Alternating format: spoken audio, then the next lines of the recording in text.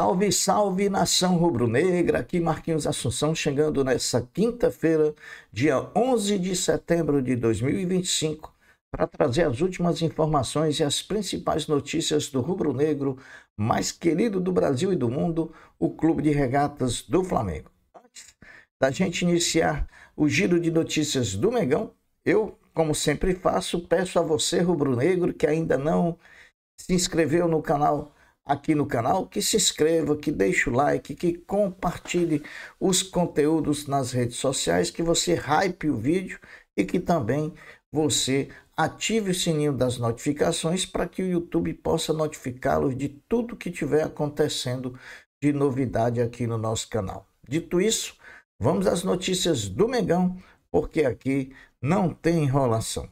Depois da folga da terça-feira, a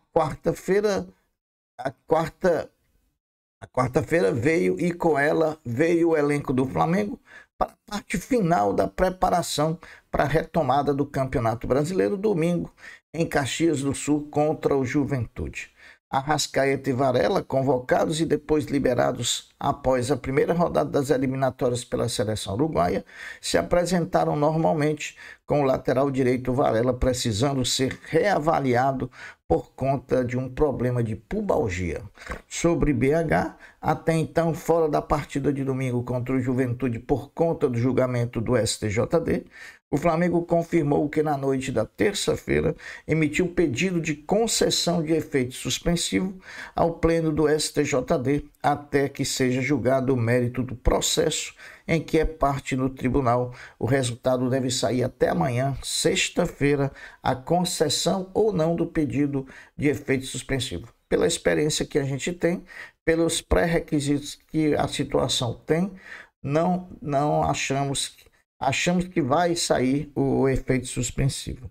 A expectativa da reapresentação de quarta-feira ontem era também sobre a presença ou não do lateral esquerdo Alexandro junto ao restante do grupo, se colocando como opção ao técnico Felipe Luiz para a partida diante do Juventude no domingo. Os outros selecionáveis rubro-negros Samuel Lino, Matias Vinha, Gonzalo Plata e Jorge Carrascal, por terem participado da segunda rodada nas eliminatórias, se reapresentarão hoje, quinta-feira, no treinamento marcado para as 9h30 da manhã no CT Ninho do Urubu. A expectativa em torno do lateral esquerdo Alexandro não se confirmou positiva, uma vez que em boletim divulgado pelo Flamengo na tarde de ontem, informou que o lateral apenas ontem iniciou trabalhos em campo com a fisioterapia, portanto, somente contra o Estudiantes se dará a possível volta de Alexandro. Agora, a notícia que pegou todo mundo de surpresa, né? Que foi a de que o meio-campo Jorginho ainda tem resquícios de dor no músculo posterior da coxa esquerda, e que o jogador segue em treinamento com o departamento médico do clube. Isso quer dizer que dificilmente Jorginho não vai jogar contra o Juventude. Provavelmente De La Cruz deve ser o titular. Sobre o lateral direito Varela, que foi liberado da seleção uruguaia por apresentar um quadro de pubalgia, o mesmo segue em tratamento com o departamento médico do clube e passará a ser avaliado diariamente. Sobre Eric Pulgar, é a última informação que prevalece. Sexta-feira, amanhã, o atleta se submeterá a uma tomografia computadorizada para poder se avaliar a evolução da solidificação da lesão. O elenco rubro-negro treina novamente hoje, quinta-feira, novamente pela manhã, daqui a pouco, fazendo a antepenúltima atividade em preparação para enfrentar o Juventude. Daqui a pouquinho, 9h30 da manhã, o Flamengo treina no CT Ninho do Urubu. Vôlei feminino, o Sesc Flamengo, o vôlei feminino do Mengão, já conhece data e adversário da estreia da Superliga Feminina de Vôlei na temporada 25-26, que será contra o Barueri no Rio de Janeiro, no dia 20 de outubro, uma segunda-feira, às 18h30.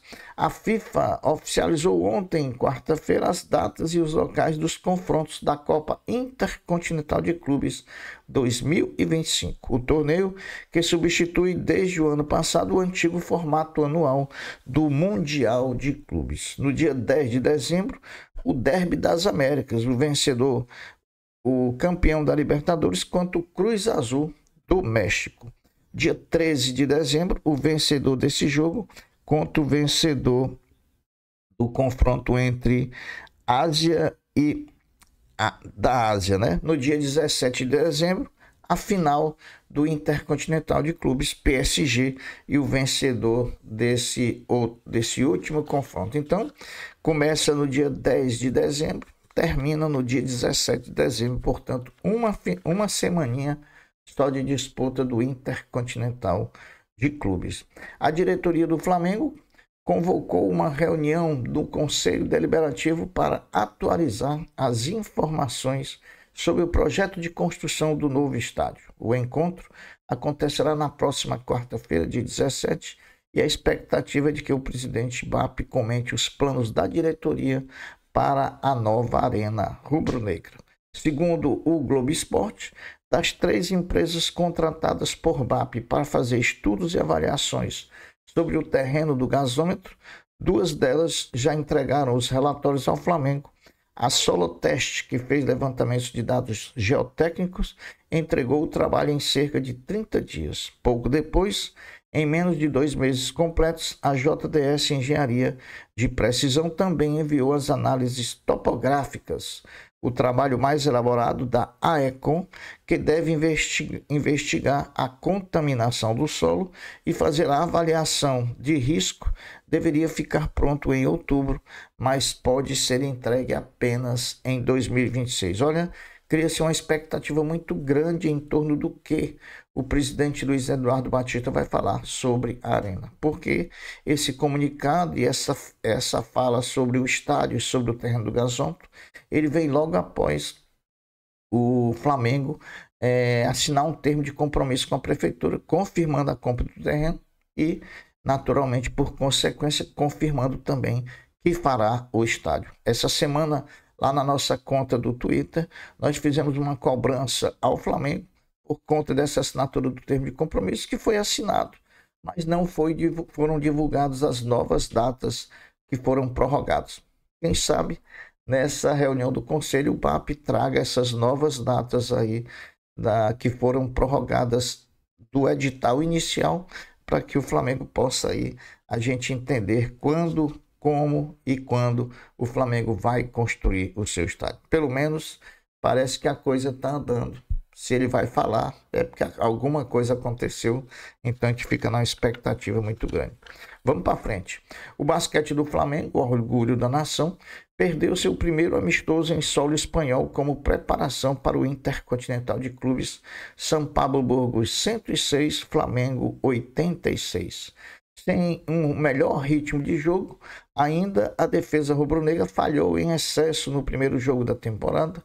O ataque teve uma boa média por período de jogado, funcionou muito bem. Caio Gonçalves com 15 pontos e Alex Negrete, o argentino contratado com 14, foram os principais destaques do Flamengo no amistoso.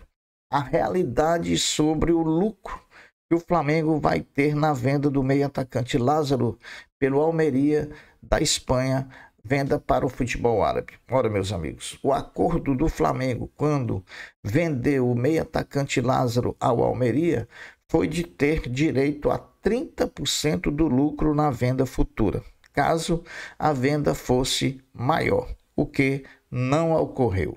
Lázaro foi comprado pelo Almeria junto ao Flamengo por 7 milhões de euros e agora foi vendido pelo Almeria ao time árabe por 5 milhões de euros, ou seja, não houve lucro na negociação. Dito isso, o Flamengo não receberá nada por conta da venda de Lázaro ao mercado árabe nesse momento. Depois da derrota no primeiro amistoso, o basquete do Flamengo volta a realizar o segundo amistoso amanhã, sexta-feira, contra o San Sebastián, também espanhol, às 3h30 da tarde, ainda sem confirmação de transmissão da partida. Olha, essas são as notícias do Flamengo dessa quinta-feira, 11 de setembro. Volto a dizer, Flamengo treina novamente daqui a pouco, 9h30, no CT de Urubu, e dá mais um passo na preparação para a retomada do Brasileiro domingo contra o Juventude, partida que nós precisamos vencer.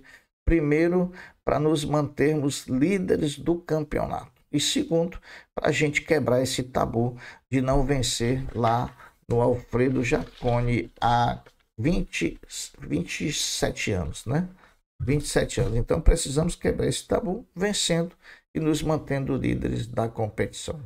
Essas são as notícias do Flamengo desta quinta-feira, dia 11 de setembro. Eu vou ficando por aqui, deixando uma até breve, uma até logo, dizendo fiquem todos com Deus, porque eu sempre estou com ele.